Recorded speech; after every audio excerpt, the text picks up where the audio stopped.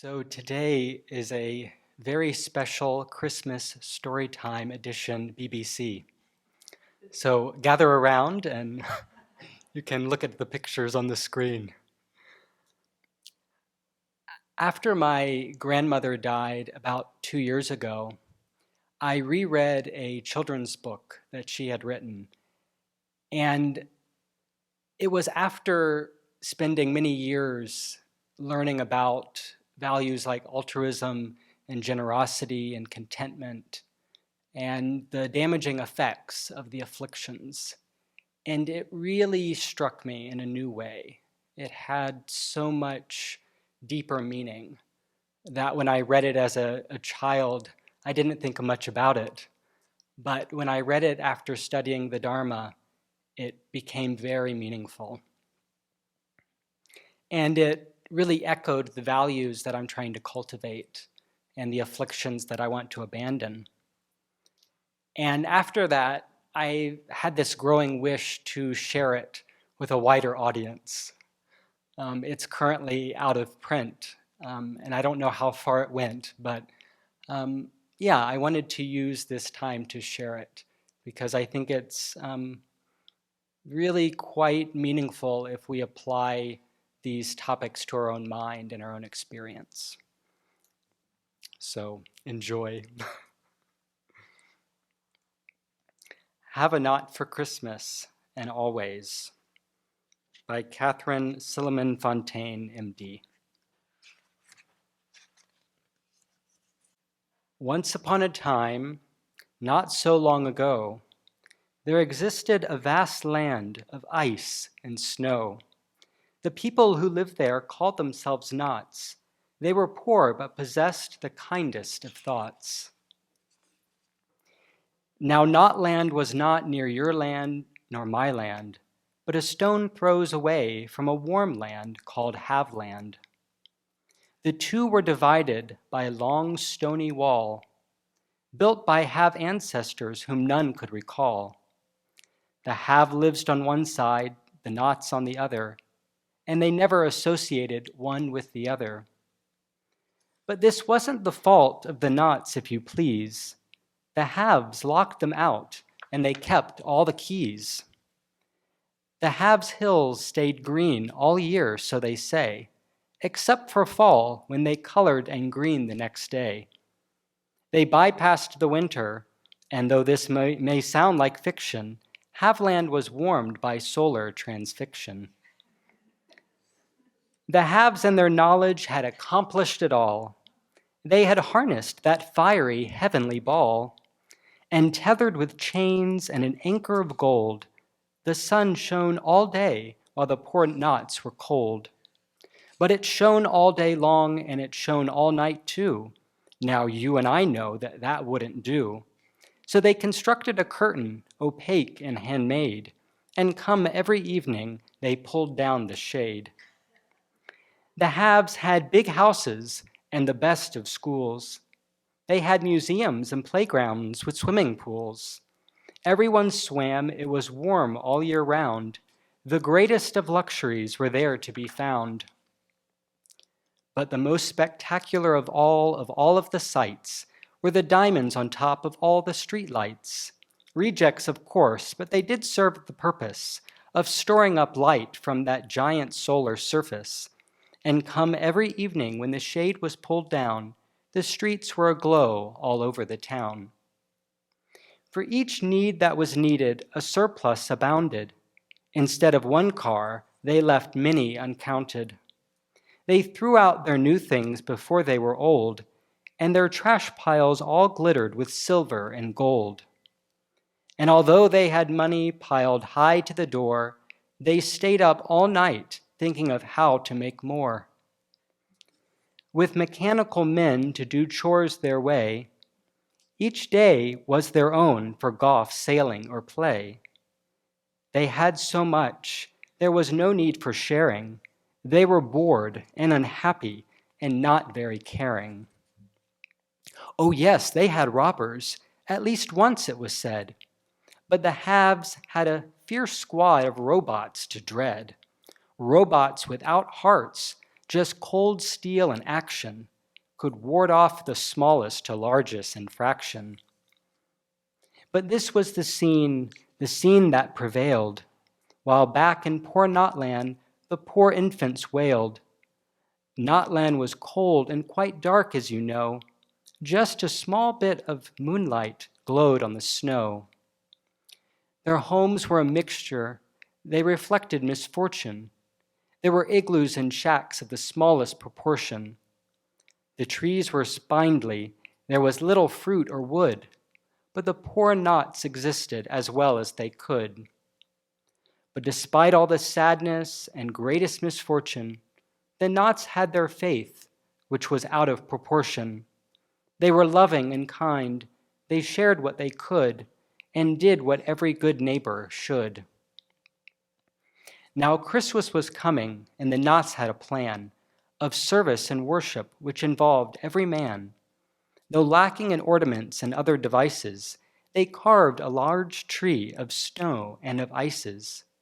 They adorned it with icicles, some large and some small, and carried it down to the Have's stony wall. But over in Haveland, though Christmas was near, there were no gay sounds, no feelings of cheer. Though Christmas was coming, yes, coming quite fast, in all Haveland, you'd had thought it had passed. There was no feeling of joy, no anticipation, just the same day-to-day sad dissipation. Said one sad little Have, "Christmas won't make me happy. I have riches and gold and clothes that are snappy. My house is splendid. There are fine rugs on my floor. And whatever I have, I can have 20 more. What gifts can one give me that are not provided? Let's do away with Christmas. Alas, it was all but decided." Yes, such were their thoughts.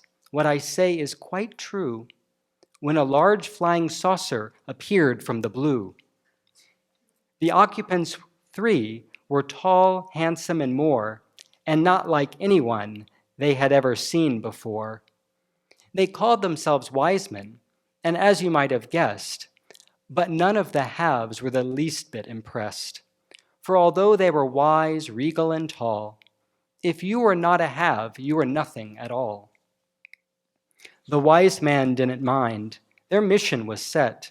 They were loving and kind to all whom they met. And one by one they paid them a call until they had chatted with one Have and all. Now what they told them I cannot say, but a wonderful miracle happened that day. Smiles were seen on both young and old, and the Christmas spirit began to unfold. Amidst all this flurry and strange sort of labor, though each Have smiled, he discussed it not with his neighbor. It was one giant secret that each guarded but didn't know. It was the same Christmas spirit that made each Have glow. A large tree was positioned down by the wall, and the tree was adorned by one Have and all, but not with diamonds and lights iridescent, but with berries and nuts and rolls shaped like crescents. There were fruit cakes and sweet pies and peppermint treats, sweet breads and puddings and minces of meats. And that Christmas Eve they met by the tree and were just as friendly as a Have could be. Although they ate very little, they wished each other good cheer. It was the happiest time they had all that year. But come about midnight, they headed for home, one with another, but many alone. The streets were soon bare, and I suppose one could say it was the end of another Have holiday. But not for the knots. They were now meeting down by the wall and exchanging their greeting. For although they had nothing, and it was now very late, they met every Christmas Eve down by the gate. And they prayed for the Haves as they did every year, hoping that somehow a change would be near.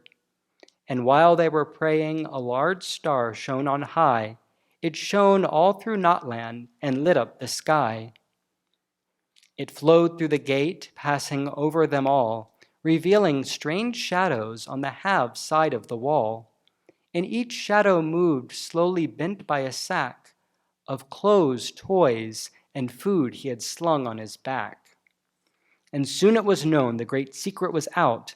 As each half saw another, he started to shout, "I have presents and food for the knots," each one cried. It's Christmas, let's bring them inside." Yes, the events that followed were a joy to behold. As the gate was unlocked for the knots who were cold, a loud clanging and rumbling was heard through the cheers, for it hadn't been opened in 300 years. And they ran through and took each knot by the hand, and led each knot through to the warmth of Haveland. This was what each knot prayed for, what each had sought. Each knot had a have, and each have had a knot. Amidst all the cries and shouts of jubilation, there was established that day a unified nation. And while they feasted and all greeted each one, the first act of state was to unchain the sun. Yes, the knots had their gifts of food, clothing, and light, and faith promised more. Their future looked bright. But the haves had the greatest gift of all, happiness far greater than each could recall. For now they were kind, they were loving and sharing, and they now knew that Christmas really meant caring. So, as I was reading this, there was a verse that kept coming to mind, which was from Aryadeva's 400 stanzas. It says, For the privileged, pain is mental. For common people, it is physical. Day after day, both types of pain afflict this world. So I think this is such a poignant illustration of this verse and what samsara is. We see this play out. I mean, I don't have to go through the details and what's happening in the world right now, but with materialism, economic inequality, environmental destruction, bias, prejudice, it's all around us. This story just keeps perpetuating itself. But I think for Buddhist practitioners, we really must look inside to the root cause of all of these injustices, which is really the afflictions coming from our own mind. It's easy to point at the politicians that are actually building walls, or people in our family or in society. But I think we really have to look at our own bias and our own self-centeredness. So at the end of the book, she had several questions. They were teaching possibilities. And for older children, maybe like us, and more sophisticated readers, the story invites deeper discussion. So two of the questions she asks are, what does the wall represent? And what does the chained sun represent? And so I was thinking about that. I was thinking about, what are our walls? How do we separate ourselves from one another? How do we consider ourselves different from others? So there's race, sexual orientation, political party, gender, goes on and on. But as we learn in the Dharma, and as we see, everyone wants happiness. No one wants to suffer equally. But we are very good at dividing. We're very good at separating ourselves from others, clinging to solid identities, justifying why our happiness is the most important. And so I think these walls are our fixed views of ourselves and others. And they're the grudges in families that literally go on generation after generation. They're the sense that we're separate, that we're isolated, lonely.